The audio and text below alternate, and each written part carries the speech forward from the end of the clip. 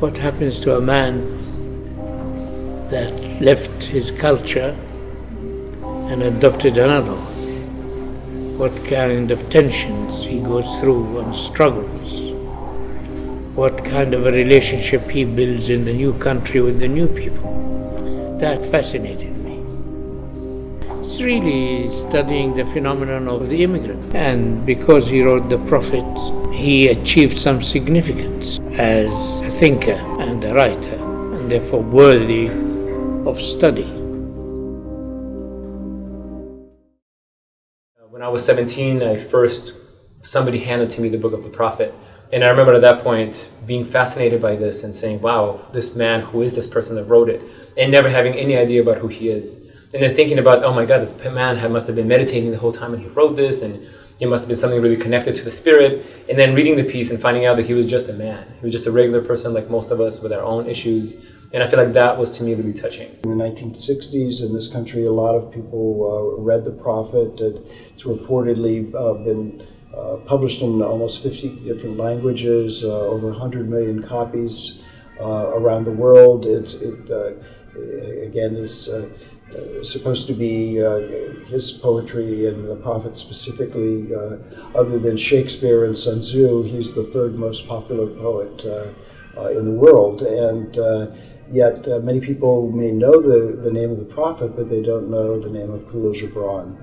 So I think a part of what we've been trying to do is in different media, in different ways, to make sure that people know not only about the Prophet and the sort of the timelessness and universality of the writing behind the Prophet, but also about the person, the artist, the human being, Khalil Gibran. You see, in those days, 100 years ago, writers didn't write about themselves. They were not interviewed, so they were a mystery. But other people, friends, they realized that he was an important man, and then they started writing about him. But very little from him, if anything at all. It's all from what people say, and then your own intuition.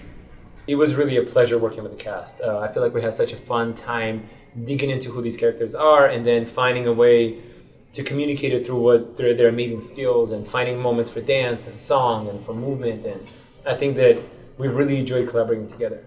It's really important for me as a costumer to be able to tell the story and convey that period from the 1915 through the early 1920s. And moving forward, this production now has established what the costumes in the period should read on stage. So I'm really happy with what I was able to accomplish. It's a really strong team that was behind the scenes for this piece, and having all of us come together and have a unified vision was very important. It was a very fast process, which is why sometimes we had to make things last minute, but that's the way it is sometimes in theater. Because we've only worked on the piece as a team really for 3 months, it was really fast forward, no holds barred, like we just got to get it to happen, which it did, and happened really well. Well, we hope that we will continue the journey that was started by Ali Matar, which is to tour North America and South America and to bring it to places where people may not be familiar with who Gibran was, even if they are familiar with his work, such as The Prophet.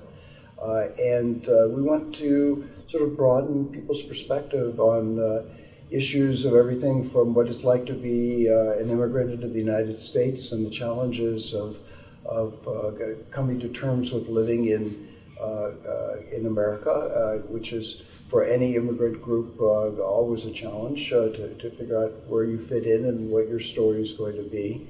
And we want to bring that story throughout the United States. It's the immigrant. How does he survive in a different culture? You know, if you stay at home, if you stay in your own country, you're comfortable amongst your own people. Very little surprises happen there. It's your culture, it's your country, it's your people, it's your family. When you come into another country, you're faced by so many difficulties. How do you deal with them? How do you survive through them? These are the questions I was trying to answer in the play. I think to me that as an artist, looking at the story of him being an artist 100 years ago, it's fascinating to see what things are actually similar to today, what things are different from today. And I think it's nice to see an artist who still has moments of dealing with his ego, has moments dealing with society that doesn't accept him. How was he able to make it happen? And then for us today, artists today, or just anybody today, seeing how can we make it happen today? How can we follow our dreams? What do we jeopardize on the way there? What do we let go of on the way there? You know, how does these dreams hurt us in the long term? And what does it mean to actually receive what we're hoping for? I feel like it's, in that way, it's very touching, and it's refreshing to know his story.